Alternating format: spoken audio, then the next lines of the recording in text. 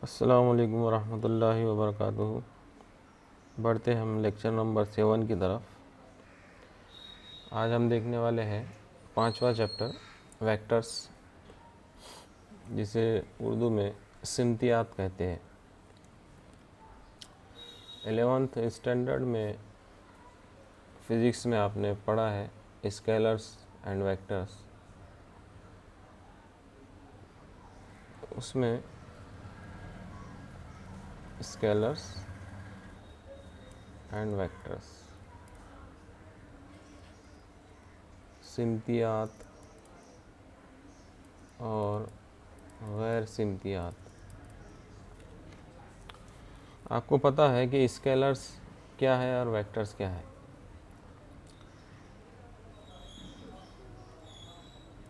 गैर सिमतियात और सिमतियात। तो सबसे पहले हम देखते हैं स्केलर्स किसे कहते हैं हम, या गैर सिमतियात या गैर सिमती मिक़दारें।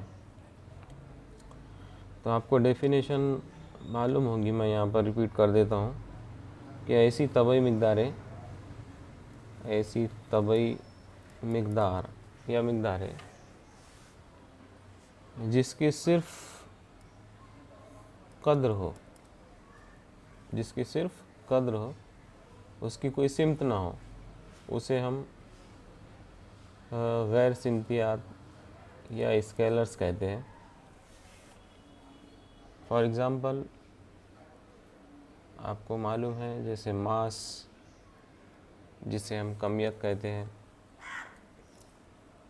लेंथ यानी लंबाई, डेंसिटी कसाफत, वर्क काम, टाइम, वॉल्यूम एक्सेट्रा। अब जैसे ये लेंथ ले लेते हैं हम कि आपके पास कोई कपड़ा है, उसकी लंबाई अगर 5 मीटर है, 5 मीटर है, तो ये कपड़े की लंबाई जो है 5 मीटर, ये इसकी कद्र हो गई या उसकी मैग्नीट्यूड हो गई, जिसे हम कहते हैं मैग्नीट्यूड। ठीक है, 5 उस कपड़े की कद्र हो गई, लेकिन इसके अंदर कोई डायरेक्शन नहीं है, कोई सिमत नहीं है। ये कपड़ा किस सिमत में 5 मीटर का है, मतलब यहाँ पर सिमत नहीं बताई गई है। इसी तरह से डेंसिटी है, कसाफत है, जैसे पानी की कसाफत है, लिक्विड, कोई लिक्विड है उसकी कसाफत है, इसमें आपको कद्र मिलेंगी, मैग्नीट्यूड मिलेंगी, इसकी डायरेक्शन नहीं रहेंगी। जैसे वर्क है, आपने दिन भर में कितना काम किया है, तो कितना काम, ये उसकी कद्र को ज़ाहिर करता है। काम के अंदर कोई डायरेक्शन वगैरह नहीं रहती। जैसे टाइम, वॉल्यूम में भी वही मामला है। वॉल्यूम यानी गैस का हजम है, किस डायरेक्शन में है ये आप नहीं बता सकते हैं, सिर्फ उसकी मैग्नीट्यूड या उसकी कद्र बता सकते हैं। तो ये तमाम जो तबई मिक़दारें हैं, फ़िज़िकल क्वांटिटीज़ है, ये स्केलर्स कहलाती है, गैर सिमतियात कहलाती है। उसके बाद आ जाते हैं वेक्टर्स में। वेक्टर्स में क्या होता है, जिसे हम सिमतियात कहते हैं,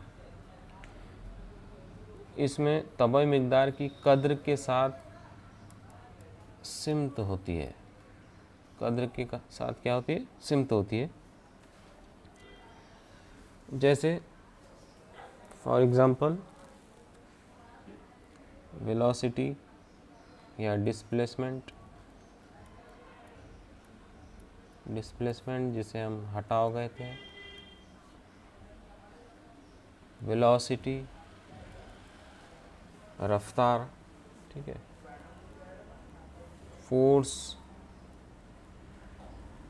कुव्वत, एक्सेलरेशन इसरा। तो ये तमाम जो फिज़िकल क्वांटिटीज़ है, डिस्प्लेसमेंट जिसे हम हटाव कहते हैं, वेलोसिटी है, फोर्स है, एक्सेलरेशन है, इसरा है, तो ये तमाम फिज़िकल क्वांटिटीज़, तबई मिक़दारें, ये सिमतियात कहलाती है, वेक्टर्स कहलाती है या सिमती मिक़दारें कहलाती है, क्योंकि इसमें कद्र के साथ पर्टिकुलर डायरेक्शन होती है। मतलब आप 50 किलोमीटर फ़ी घंटे की रफ़्तार से कहीं सफ़र कर रहे हैं, तो कोई ना कोई डायरेक्शन में आप सफ़र कर रहे होंगे। जैसे नॉर्थ की जानिब आप 50 किलोमीटर फ़ी घंटे की रफ़्तार से सफ़र कर रहे हैं, तो नॉर्थ यहाँ पर डायरेक्शन होगी, ठीक है। इसी तरह से डिस्प्लेसमेंट है, हटाव है, किसी ज़र्रे का हटाव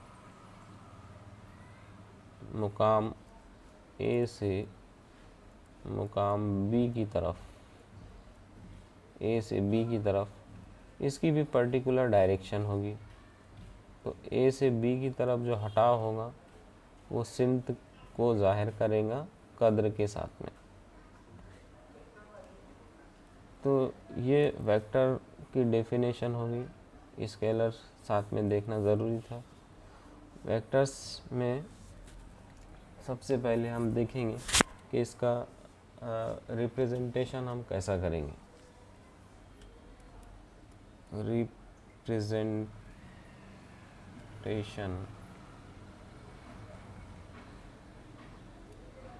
ऑफ वेक्टर या ज्योमेट्रिकल रिप्रेजेंटेशन ऑफ वेक्टर भी कहते हैं कि ज्योमेट्रिकली हम इसको कैसे ज़ाहिर करते हैं। यहाँ पर दो नुकात ले लेते हैं हम, पॉइंट ए और यहाँ पॉइंट बी, दोनों को मिला देते हैं हम।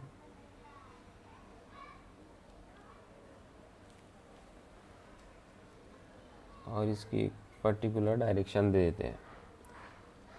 तो यहाँ पर ये पॉइंट ए जो होगा ये इब्तिदाई नुक्ता होगा या इनिशियल पॉइंट होगा, और पॉइंट बी जो होगा वो टर्मिनल पॉइंट होगा, ठीक है। इनिशियल पॉइंट और ये टर्मिनल पॉइंट, इब्तिदाई नुक्ता, इंतहाई नुक्ता। तो ये सेक्शन ए बी या किता ए बी दिया गया है और उसकी पर्टिकुलर डायरेक्शन इस सिमत में दी गई है। तो ये जो ए बी है ये वेक्टर को ज़ाहिर करेगा, जिसे हम इस तरह से लिखेंगे ए बी और उसके ऊपर बार लगाएंगे। बार लगाना ज़रूरी है, ये वेक्टर को ज़ाहिर करता है। इसे पढ़ते हैं हम वेक्टर ए बी। क्या पढ़ेंगे इसको? Vector A B. फ़र्ज़ कीजिए अब अगर यहाँ पर इनिशियल और टर्मिनल पॉइंट नहीं दिए गए हैं, इस तरह से आपको ये सिंबल दिया गया है, तो हम इसको स्मॉल लेटर्स में भी ज़ाहिर कर सकते हैं, जैसे ए बार या फिर बी बार या फिर सी बार, अगर ये नुकात ना दिए जाए तो ये रिप्रेजेंटेशन होगा वेक्टर का कि हम इसको कैसे ज़ाहिर करते हैं। और सिंबॉलिकली इसको इस तरह से लिखा जाता है, ए बी ऊपर बार लगाया जाता है। अगर हमको इस वेक्टर का मैग्नीट्यूड निकालना है, तो हम इसको इस तरह से लिखेंगे, modulus of vector A B या लेंथ ऑफ ए बी, इस तरह से ज़ाहिर करेंगे इसको। मॉड के अंदर लिखा जाएगा इसका मैग्नीट्यूड अगर निकालना है आपको तो। और मैग्नीट्यूड किस तरह से निकालते हैं वो हम आगे देखेंगे। सिर्फ आप इसका सिंबल अभी याद रखिए कि वेक्टर ए बी का मैग्नीट्यूड हम किस तरह से ज़ाहिर करते हैं। तो रिप्रेजेंटेशन, उसके बाद मैग्नीट्यूड, और उसके बाद हम देखते हैं टाइप्स ऑफ वेक्टर्स। सिमतियात की किस्में कि इसकी कौन कौन सी टाइप होती है। सबसे पहले ज़ीरो वेक्टर,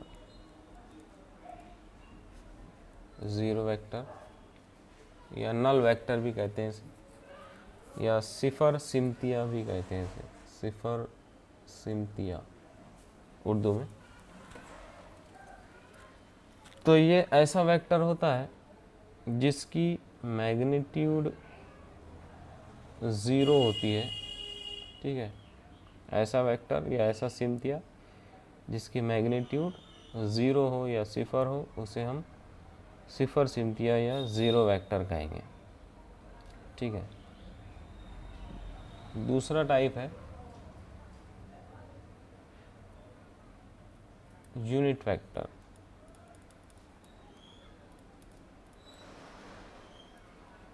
इकाई सिमतिया,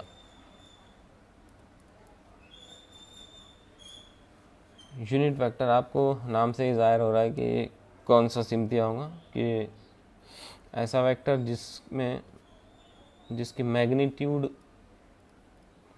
1 हो, उसे हम इकाई सिमतिया कहेंगे। इसकी पर्टिकुलर डायरेक्शन होगी और इसकी मैग्नीट्यूड क्या होगी, 1 होगी, उसे हम यूनिट वेक्टर कहेंगे, इकाई सिमतिया। इकाई सिमतियात आपने फिजिक्स में पढ़े होंगे। उसके बाद है इक्वल वेक्टर्स।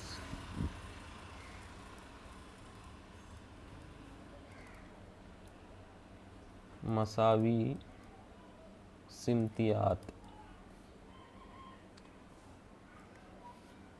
अब ये इक्वल वेक्टर्स यानी मसावी सिमतियात क्या होते हैं, ये आपको ये शक्ल के ज़रिए से वाज़े हो जाएगा कि यहाँ पर दो सिमतियात, दो वेक्टर्स लिए गए हैं,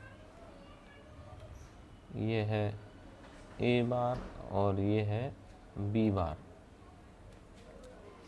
इसमें आप देख रहे हैं कि दोनों वेक्टर्स की जो मैग्नीट्यूड है वो भी मसावी है और इनकी डायरेक्शन भी एक जैसी है, ठीक है। मतलब ये कि ये पैरेलल है, पैरेलल होने के साथ साथ इनकी मैग्नीट्यूड भी एक जैसी है। तो ऐसी सिमतियात जिसमें मैग्नीट्यूड, दोनों की मैग्नीट्यूड और दोनों की डायरेक्शन एक जैसी होती है, उसे हम इक्वल वेक्टर्स कहते हैं। तो इसका रिप्रेजेंटेशन इस तरह से रहेगा, ए बार बी बार एक ही डायरेक्शन में और दोनों पैरेलल। उसके बाद आ जाते हैं हम नेगेटिव वेक्टर्स की तरफ।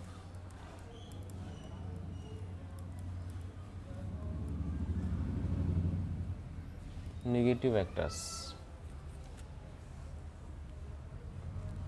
नफ़ी सिमतियात या मनफी सिमतियात भी कहते हैं इसे।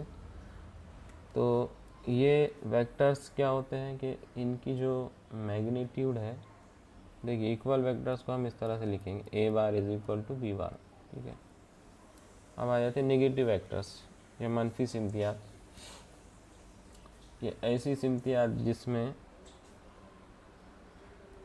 मैग्नीट्यूड तो एक जैसी हो लेकिन उनकी डायरेक्शन अपोजिट हो, ठीक है।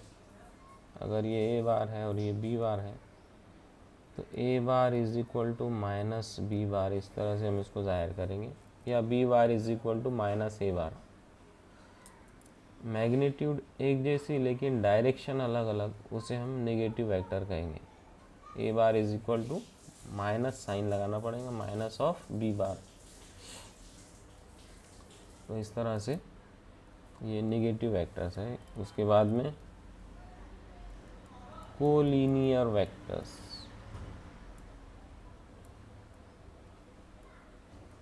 हम खती सिमतियात।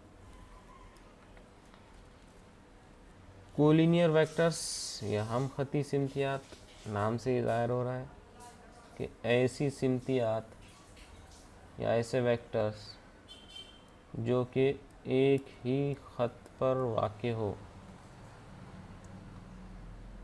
या एक दूसरे पर मुंतबिक हो, उसे हम खती सिमतियात कहते हैं। आपको दिख रहा है कि दोनों वेक्टर एक ही ख़त पर है और इनकी एक ही डायरेक्शन है, उसे हम कोलिनियर वेक्टर कहेंगे। अब यहाँ पर कोलिनियर वेक्टर्स के मायने जो है दूसरे कंसेप्ट में आप ये भी ले सकते हैं, आप पढ़ेंगे आगे कि अगर दो वेक्टर्स एक दूसरे के पैरेलल हों तो वो भी हम खती सिमतियात में ही आते हैं। दो वेक्टर्स अगर पैरेलल हो तो उसे हम कोलिनियर वेक्टर्स कहते हैं, कह सकते हैं यहाँ पर एक ही खत पर दोनों वेक्टर या फिर दोनों पैरेलल, तो ये कोलिनियर वेक्टर की पहचान होती है। तो ये टाइप्स है, zero vector, unit vector, equal vectors, negative और कोलिनियर वेक्टर्स, ये आपको याद रखना है। नेक्स्ट पॉइंट है एडिशन ऑफ टू वेक्टर्स। ये दो सिमतियात की जमा कैसे करेंगे हम, कि अगर दो सिमतियात हैं, पहला सिमतिया ए बार और दूसरा सिमतिया है बी बार, तो दोनों की जो एडिशन है वो हम इस तरह से ज़ाहिर करेंगे ए बार प्लस बी बार। तो दोनों की एडिशन हम इस तरह से उसको ज़ाहिर करेंगे। अब यहाँ पर दो कानून हैं, दो लॉज हैं एडिशन के। पहला जो है कानून parallelogram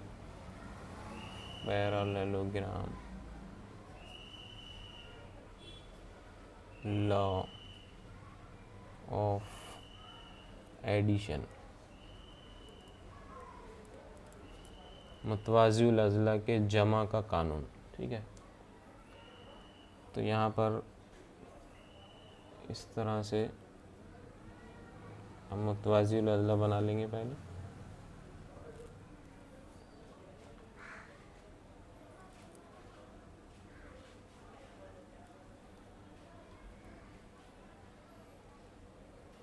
A B C D, अगर ये पैरेललोग्राम है और इसका एक डायगोनल ए सी सी को जोड़ देते हैं, वेक्टर ए बी यहाँ पर ए बार, वेक्टर ए डी यहाँ पर बी बार, ठीक है, और एक ये वेक्टर ए सी ले लेते हैं।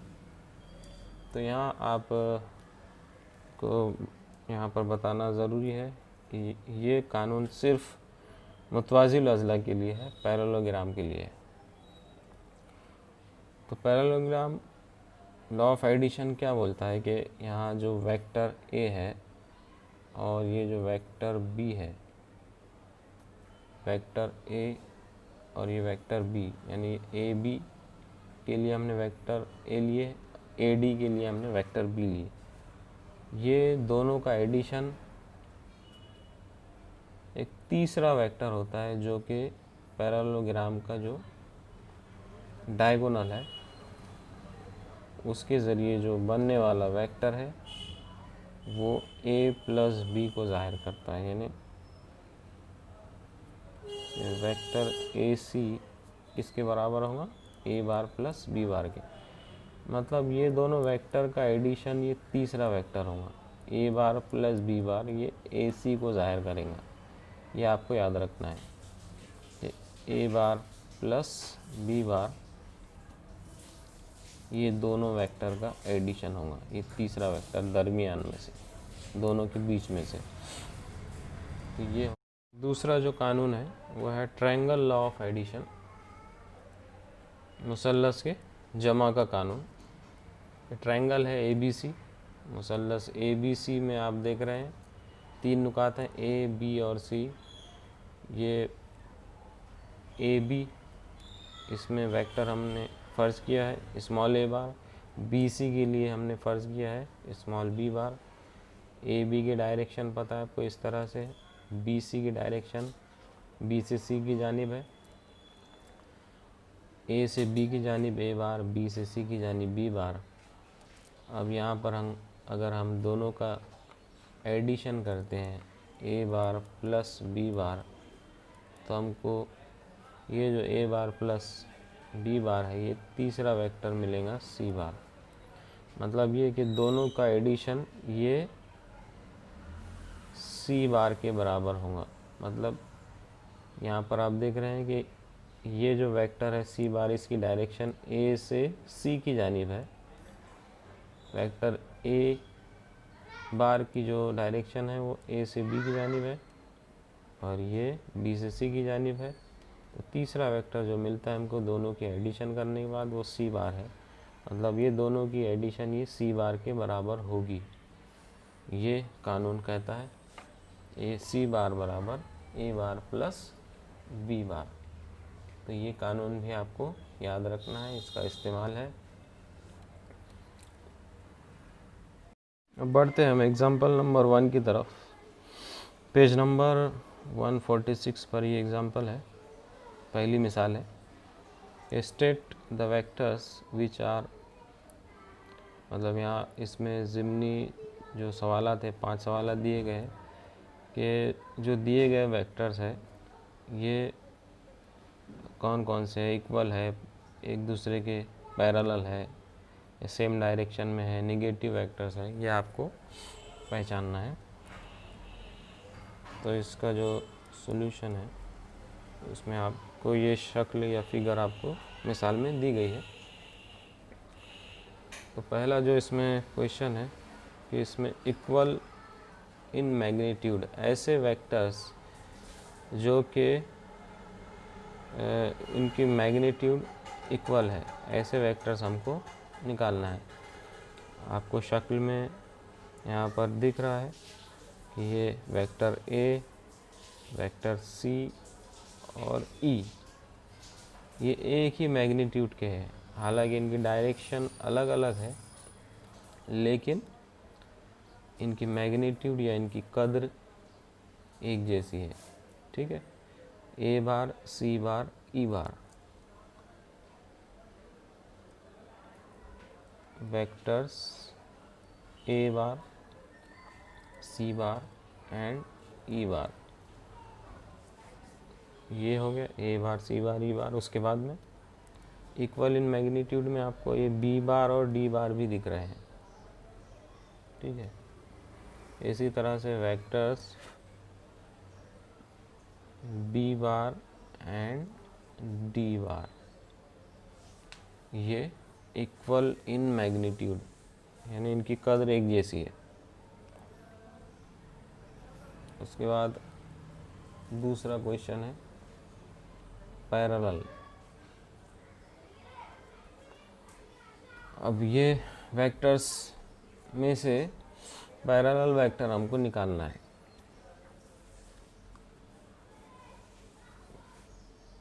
पैरेलल वेक्टर कौन कौन से हैं तो आप देख रहे हैं यहाँ पर ए बार बी बार सी बार डी बार, ये चारों भी एक दूसरे के पैरेलल दिखाई दे रहे हैं। तो यहाँ पर आप देख सकते हैं शक्ल में ए बार बी बार और डी बार सी बार के साथ में।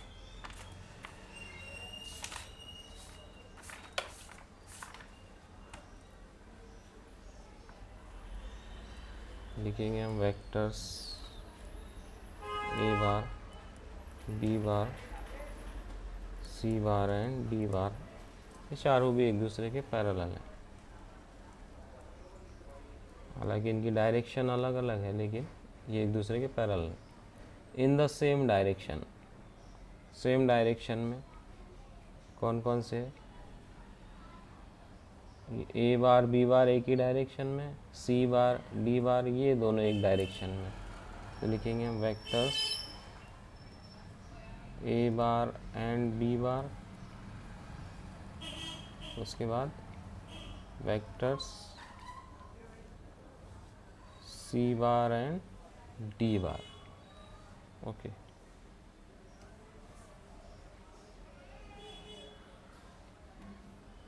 फोर्थ है इक्वल वेक्टर्स। इक्वल वेक्टर्स की डेफिनेशन आपको मालूम है कि जिनका मैग्नीट्यूड भी एक जैसा हो और डायरेक्शन भी एक ही हो। तो यहाँ पर आप देख रहे हैं कि ए बार सी बार का मैग्नीट्यूड एक जैसा है लेकिन डायरेक्शन अलग है। सी बार और ई बार में देख रहे हैं आप, दोनों की डायरेक्शन अलग है, मैग्नीट्यूड एक जैसा है। ए बार ई बार में देखेंगे आपके इसकी डायरेक्शन भी अलग है, मैग्नीट्यूड एक जैसा है लेकिन डायरेक्शन अलग है। तो ये इक्वल वेक्टर्स इनमें से कोई भी नहीं है, तो यहाँ पर नन लिख देना, नहीं, नन आर इक्वल, या इनमें से कोई नहीं है। उसके बाद पांचवा जो है negatives of one another.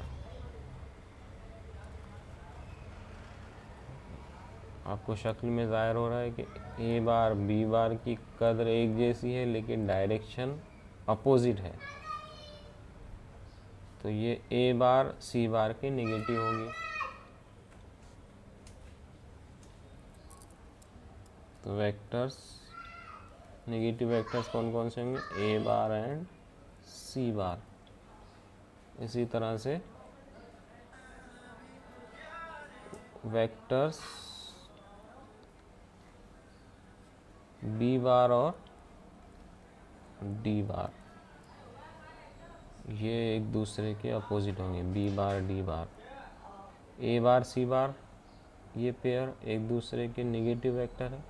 B bar D bar direction में अलग है, ये एक दूसरे के नेगेटिव वेक्टर है, मैग्नीट्यूड एक ही है लेकिन डायरेक्शन अलग है।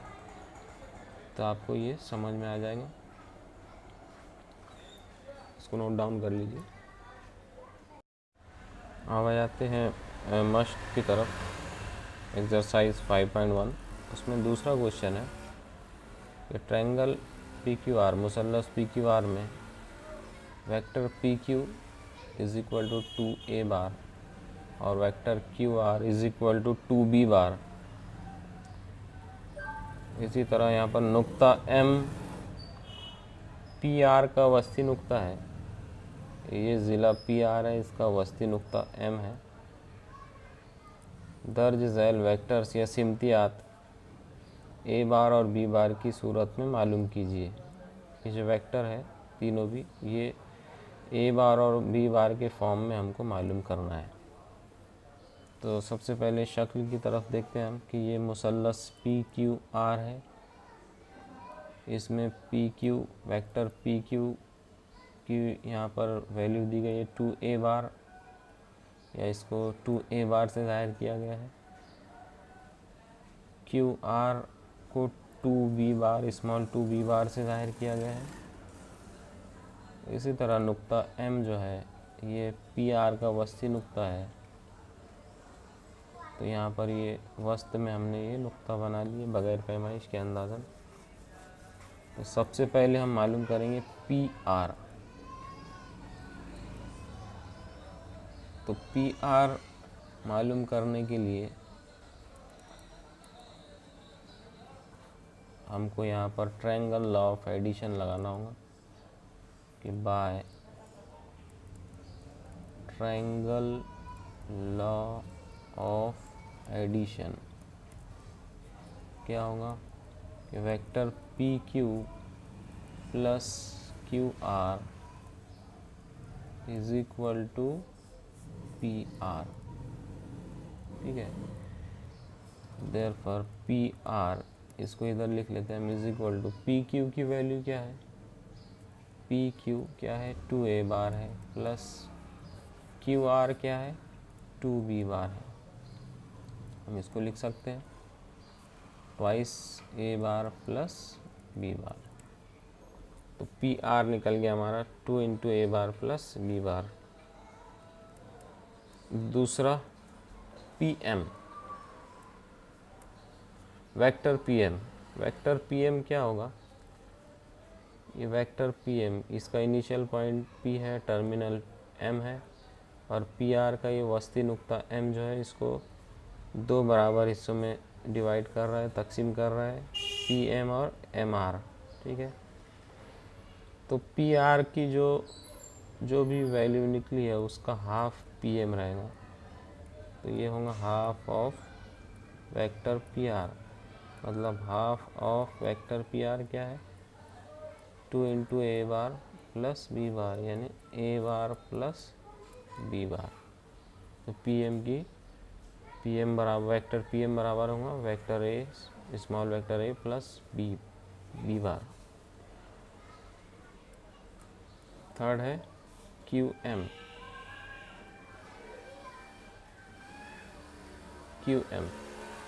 वेक्टर क्यू एम भी ट्रायंगल ऑफ एडिशन के ज़रिए से हम निकाल सकते हैं कि P Q triangle P Q M में देखिए आप पी क्यू एम में vector P Q plus Q M is equal to P M. ठीक है, आप लिख सकते हैं by triangle law of addition, ये वाला। तो वेक्टर पी क्यू कितना है 2a बार है प्लस क्यू एम मालूम करना है, पी एम कितना है a bar plus b bar. तो Q M vector Q M क्या हो जाएगा, वेक्टर क्यू एम होगा a bar plus b bar minus 2a bar, मतलब ये होगा b bar minus a bar, ये होगा वेक्टर क्यू एम। तो P R vector P R 2 into A bar plus B bar, P M A bar plus B bar, Q M vector Q M B bar minus A बार। तो इसमें हमने triangle law of addition का use किया है।